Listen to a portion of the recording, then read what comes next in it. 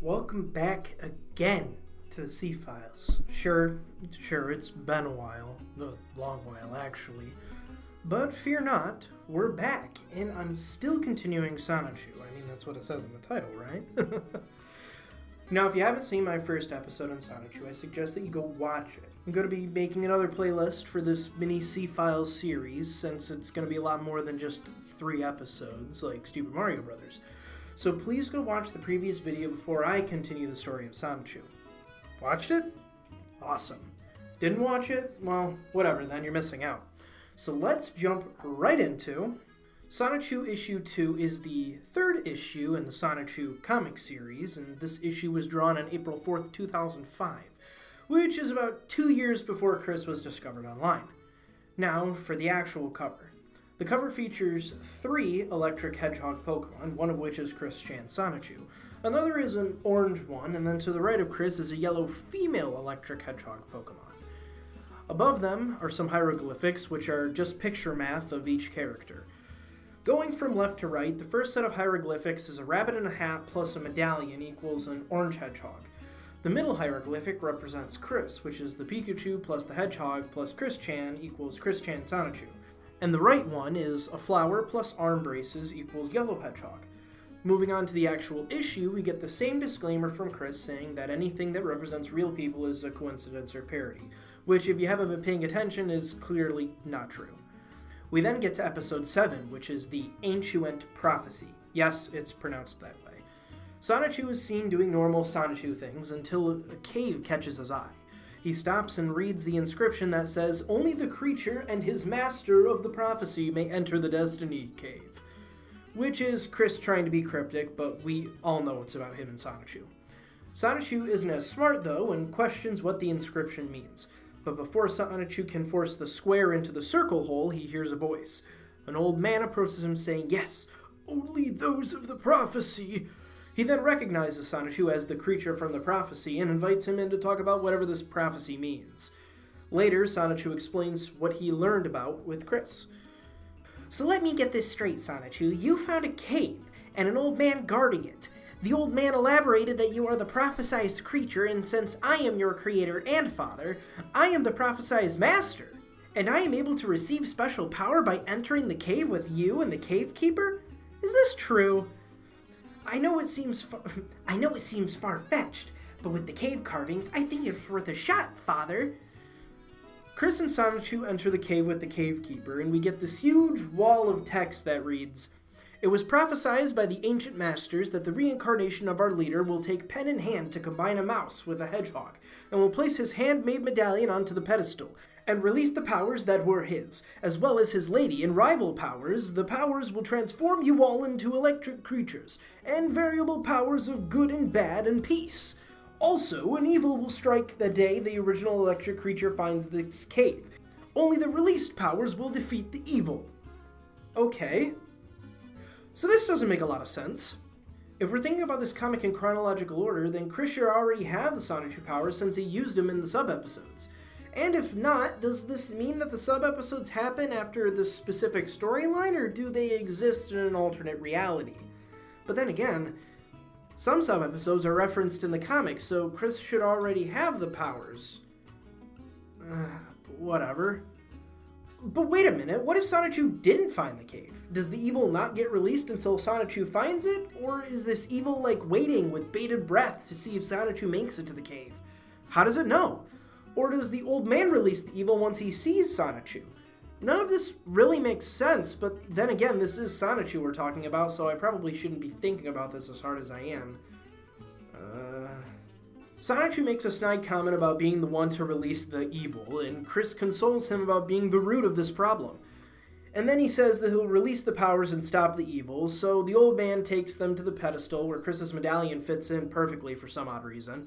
And then he puts the medallion in, and the old man does this chant, and 2 other boxes open with a pendant and some bracers.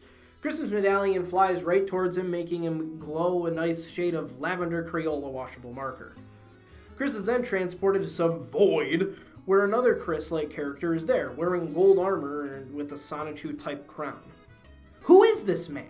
Well, he's Chris's ancestor, the leader of the Cherokee clan. For some reason, Chris believes that he has one Cherokee ancestor. Thus, instead of them being Native Americans, they're a clan that lived in Virginia a long time ago, holding immense magical powers which stem from the Cherokean crown, a magical crown which resembles the ears of Sonichu. The dialogue in this page is extremely hard to read since all the word bubbles are jumbled around, so I'll try to read them in the order like I did the previous pages. Where am I? Sonichu? Old man? Who are you? I am the ancient leader of the Cherokee clan. Wow, I'm impressed. And you are Christian Chandler, my reincarnation. With the powers you have released comes great responsibilities. Use your power to help others and yourself when necessary. Your rival will show up to fight you, but your lady friend will help you against him and the evil. Do you understand? Yes, I understand. Now, to access your powers, place your hands on the Sonichu medallion. Feel the powers within you, and say, Electric Hedgehog Powers. Try it, since you'll return to Sonichu. Thank you, Ancestor. I will do my best. Take care, Christian. Christian then tries his newfound ability, which we already know is to turn into a blue version of Sonichu, with the medallion mark on his chest like the actual medallion. Chris then wakes up, but since this is supposed to take place before his powers, or not, I don't know, he seems confused in the comic, but anyhow, he draws a POV shot of him seeing through his Sonichu eyes, and since the Sonic art style has this weird eye with two pupils, Chris draws the POV shot through a goggle-type shape. He sees Sonichu and says, Sonichu? Sonichu replies, Yeah, and it looks like you are too.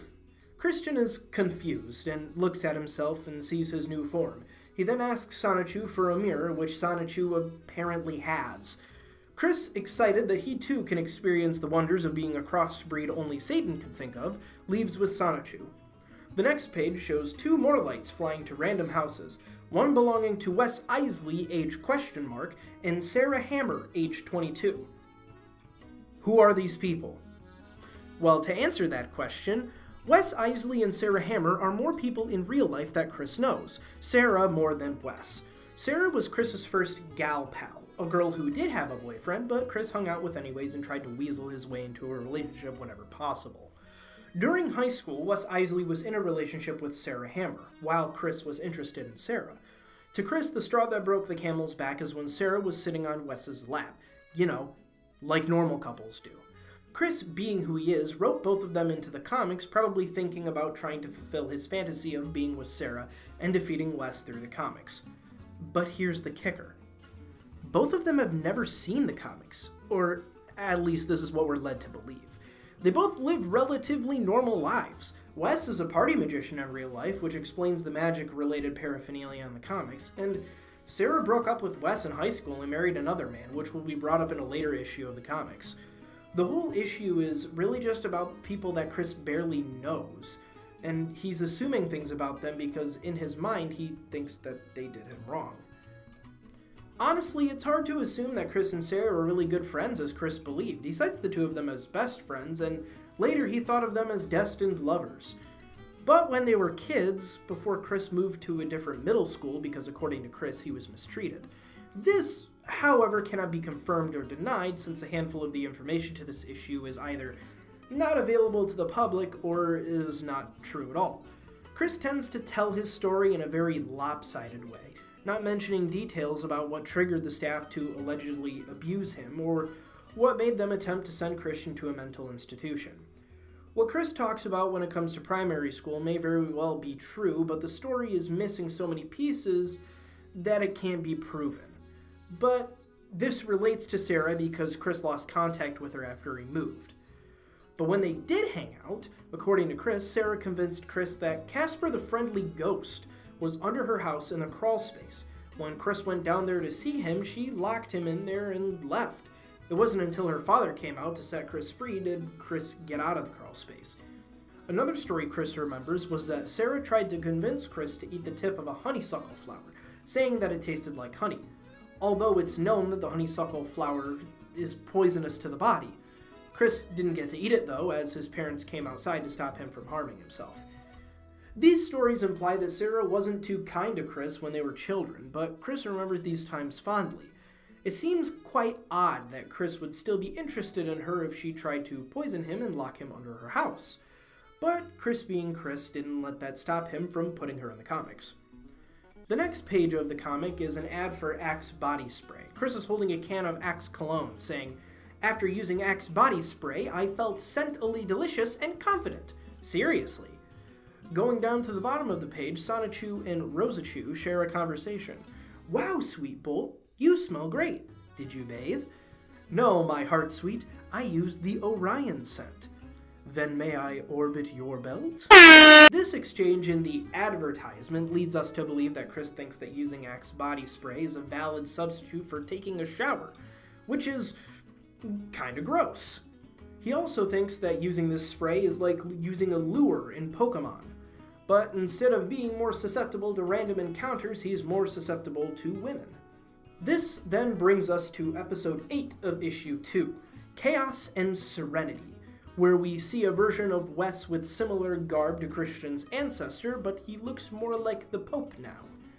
He says, "Where am I? Who are you? What's going on? Wes Isley, your ancient power has released. Now you must seek and destroy your rival."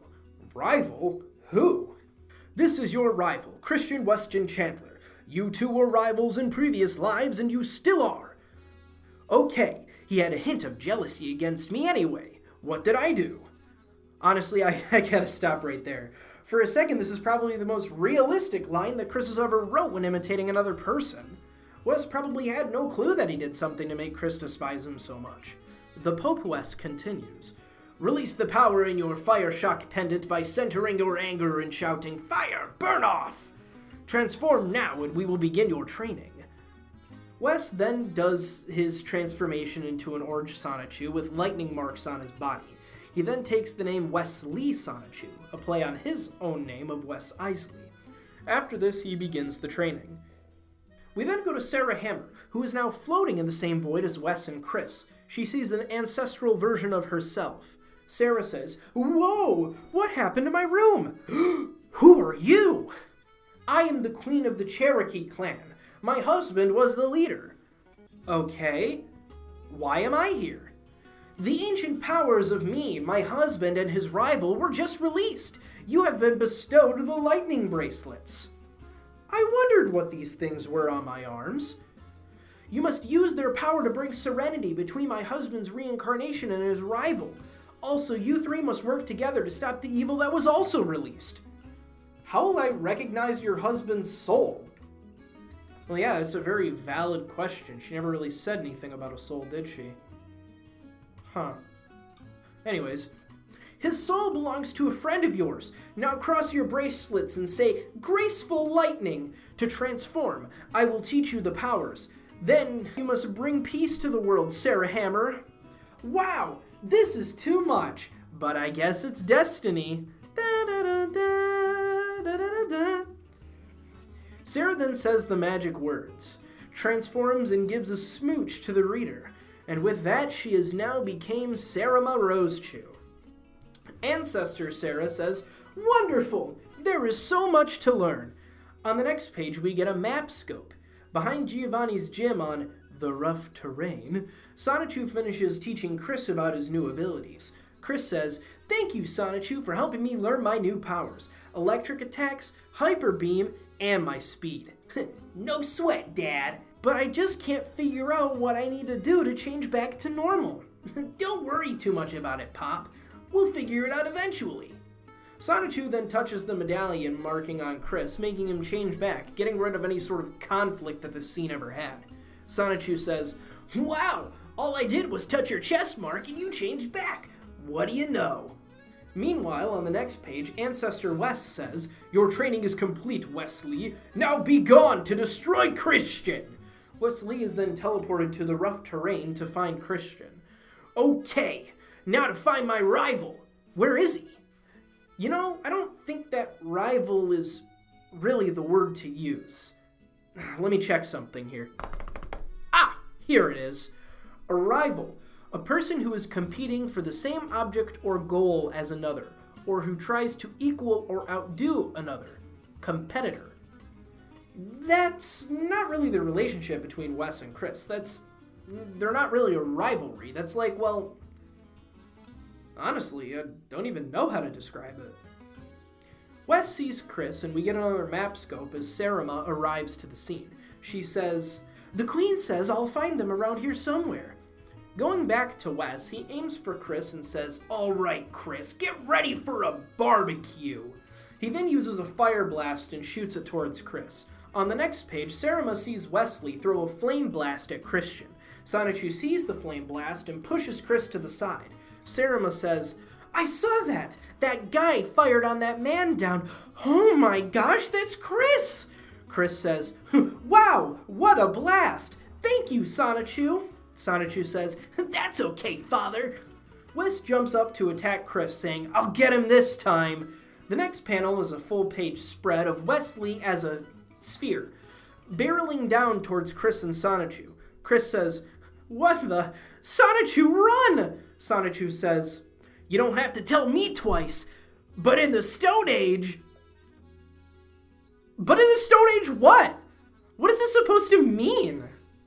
I think it's because Sonichu is cut off, as the next page shows Chris and Sonichu avoiding the attack.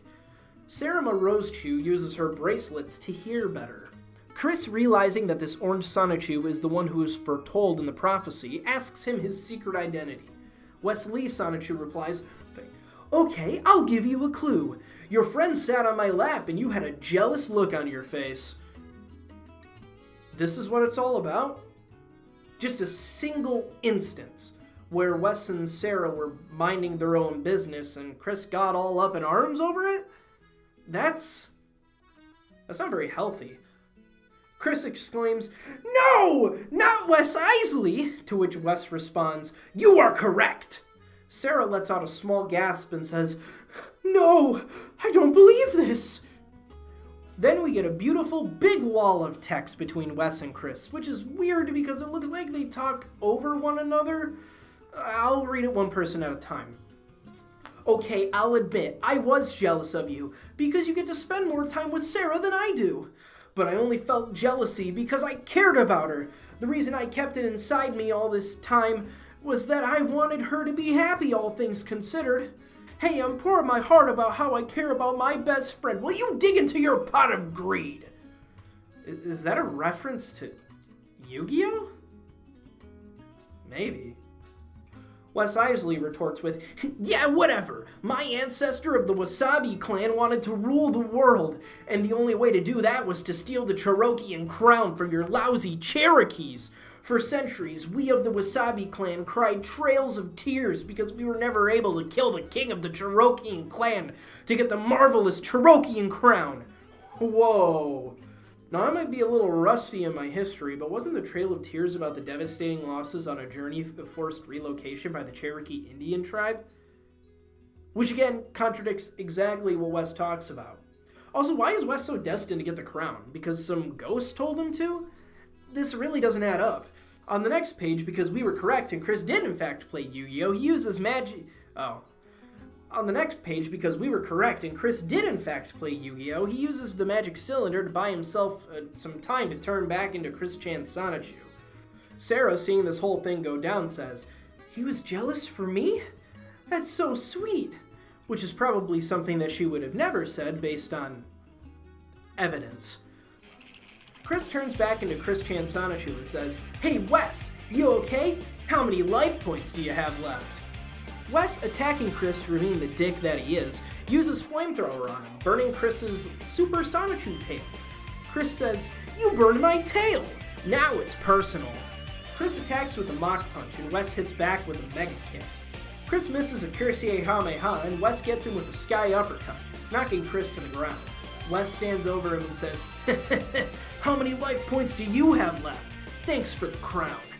Sara says she can't take it anymore, and as Wes bids a final goodbye, Sara calls his name out and shoots him with a lightning arrow, pinning him to a non-sacred tree. Now, if you're wondering why it's a non-sacred tree, that's because Chris never told you that this exact battle takes place on an ancient war ground between the Cherokees and the Wasabi clan. Chris sees Sara and thinks to himself, "Wow, she must be the Lady of Peace, as described in the prophecy." We then get another ad, which is a Got Milk ad featuring Sonichu sporting a milk mustache. We then reach episode 9, titled Chris Chan, Sarah, and Wesley and the Evil That Stomped Quickville. Sarah hands the crown back to Chris, using his name. Chris asks who Sarah is, not knowing that it's Sarah. Sarah says, "My hedgehog name is Sarah. Excuse me. Wes Isley! I have given you my heart and soul, and you dare harm my best friend?" Chris, not realizing that Sarah is Sarah based on the fact that it's her gosh darn name, puts the circle block in the correct spot. Sarah continues, "I can't believe you would do such a thing like that, but you did. I should have never hooked up with you." Wes, now putting the square block in the correct spot, says, "Hooked up? Sarah? Is that you?" The next page shows Sarah grabbing onto the lightning arrow, saying, "Yes, Wes, and I say we are through. I do not love you anymore." She then pulls the arrow out and Wes lets out a big "No!" while shrugging. The next page has Sarah saying, "I should leave you bound to that tree, but the three of us are destined to destroy the evil being that is lurking somewhere." Wes says, "Ow! I hurt in 3 places." What are those 3 places? His chest, his heart, his Johnson brand motorized boat. Chris says, "Oh yeah, the prophesized evil. I wonder where it'll strike." Sonichu on the next page appears out of nowhere to tell Chris that he got a call from Rosie about a rock monster attacking Quickville. Chris Chan, realizing that must be the evil, tells Sarah, "Sarah, there's a rock monster destroying the city of Quickville. It may be the evil." "Then we have no choice. We have to go destroy it." Sarah then shoots Chris and Wes, engulfing them in a ball of energy, allowing them to fly. The next page is a full page spread. Sarah says, "Chris, which way to the city of Quickville?" "Right, Sarah, about 25 miles due north that way." "All right." Wes thinks to himself, "Whoa, this is the best levitation trick ever." Does Wes think that this is a trick? Didn't he just transform into a super furry? I don't know. The next page has the 3 fly off and another map scope showing them fly back to Quickville. We also get a small flashback showing the city being attacked by a rock monster. And we also have narration, which is just text, not a box in the corner like normal comics. "The city of Quickville, a vibrant community with happy people, cool chicks, and a frustrated male. Ksh! What's going on? Oh no, it's a giant golem monster, and that witch, Mary Lee Walsh." Mary is flying over the city with a magic wand. Who is this magic wand? Well, his name is Count Graduan. He's supposed to be the physical manifestation of high school graduation for Chris. When Chris graduated from high school, he exited the prime of his life. He expected to go out with a bang, but to Chris's demise, he wasn't awarded anything for what he wanted. Nothing for his art, his grades, which he was given a pin for, since he actually was on the honors roll, or his participation in sports.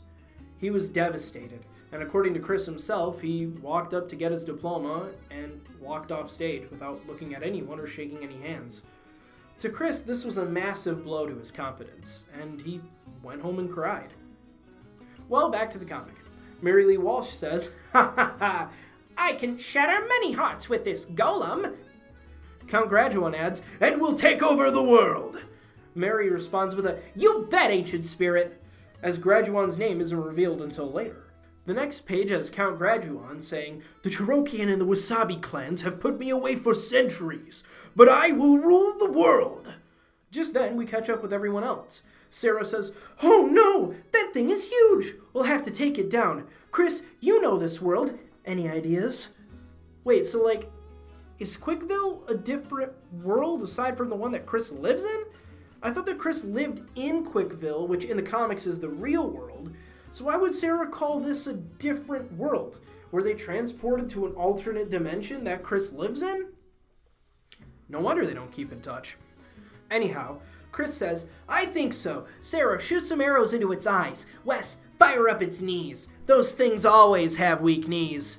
I'll go for its heart spot. Let's..." Now, hold up. Has Chris fought a golem before? I don't think that this has happened in any of the comics previously, so why does Chris know about its weak knees? This doesn't make sense. Wes complains, "Oh, my heart was broken, and I don't know what's going on. What's the point?" Chris retorts, "Buck up! My heart was previously shattered and I'm not complaining. We have to destroy this monster before it destroys the city. Let's move!" The next panel is a Meanwhile panel, showing Sonichu at the Quickville Mall. Sonichu laments, "Sonichu, Father, if you're all involved in fighting that monster, be careful." Wait a minute. If Chris is Sonichu's father too, wouldn't that make Sonichu and Sonichu siblings? That's, well, kind of messed up, don't you think? The next page is another full-page spread, showing the three of them do exactly what Chris says, attacking the monster in its eyes, knees, and heart. Chris says, "Let's finish this!" and Team Blast Fireball attack! They do a Sonic Heroes team attack and blast through the golem, putting him out of commission. Mary says, "No!" and the three of them surround her from one side. Count Graduan says, "You three may have thwarted our plans, but we will meet again, for I am Count Graduan. Until another day, hedgehogs." Chris thinks to himself, that orb is talking? The evil we're supposed to destroy is him? And Mary Lee Walsh is his cage? Mary being his cage doesn't make sense. Is Mary the person that Count Graduan was sealed in? Because if so, then that would explain it, but he's in an orb, which means that the orb would be his cage. Count Graduan and Mary Lee Walsh run away. Chris says, "No use in chasing him since we will meet again." But I mean, if you did chase him, you could just finish this whole thing off once and for all and basically be done with this whole thing. But then again, this whole comic is structured like a Saturday morning cartoon, so I suppose it really doesn't matter now, does it? Sonichu arrives and basically says, "Good job, I didn't do anything," in which prompts Chris to pat everyone on the back. They all turn back into people, and Sarah says, "So Chris, how do we get back to Ruckersville from here?" Chris replies, "There's a warp portal in my mayoral office in Quickville Mall. I'll get us a cab." Which then a cab appears and they all go home. Back in reality, we get an epilogue and a wonderful, delectable wall of text. "Are you okay, Sarah?" "Yeah, I'm fine. I just feel concerned since you broke up with Wes." "Don't worry about it, Chris. We've had previous disputes. Besides, he did lack something." "What did he lack?" I see. Do you have someone else in mind? Or are you just going to take it easy for a while?" "Well, I did have someone else in mind." "Damn, someone moves fast." "He's big and strong and handsome." "Does he also have a..." "Really? Does he have a name?" "Yes, his name is William." "Well, as long as he makes you feel happy, if he ever lets you done and out, just come to me. You may cry on my shoulder as much as you need." "Thank you, Chris. I appreciate your concern." "Don't be a stranger. Please be sure to stop by for a visit whenever you're in the neighborhood. It's always great to have you around, best friend, Smiley." Chris then in his mind makes a blush face and says, "Though," and the comic episode ends. The next page is a dedication to Sarah. Chris begins, "I, Christian Weston Chandler, dedicate this page to my lifelong friend, Sarah Hammer. We've known each other since we were about 2 years old, and now I present some of our fun times together. We shared fun on our swing set, we enjoyed the slide and individual swings. We both really had fun chatting on the swing built for two. Hide and seed was always worth a laugh, counting at the tree, finding her and tagging before reaching her front door. One time she tried to teach me to roller skate, but I fell, cried, and gave up. It hurt a bit. Our last childhood memory was before I moved to Richmond for middle and high schools. We hit the T-ball and I told her the sad news, but even after moving, I never forget my best friend. Currently, I don't get to see her as much as I did, because she found herself a boyfriend while I was in Richmond, but I often wonder how she is, and if she's happy with him. I share my troubles with her in my illustrations, letters, and over the phone. I always appreciate the little moments I have with her." Oh, and that ends the page for this episode. But now we have a third sub-episode, which is a remake of the comic Witch Confront. This one opens up with some drawings of ripped paper, a broken heart, and Chris escaping this mortal coil. Chris has a paragraph on the first page as well, which reads, "I've taken many blows in my life, but the most devastating were the blows from that Mary Lee Walsh. During the first months of my love quest, she intruded by destroying my advertisements, shattered my heart, hurt my soul, and threatened to make me look bad. She must be stopped before others can feel her wrath." The next page shows Mary in her office at PVCC, which in the comics is called the Private Villa of Corrupted Citizens. Catchy. She's also listed as the Witch of Hearts, which could be a reference to the Queen of Hearts from Alice in Wonderland, but I'm not entirely sure. Mary says to herself, "Double bubble, toil and trouble, fire burn and cauldron bubble. I shatter hearts as I please.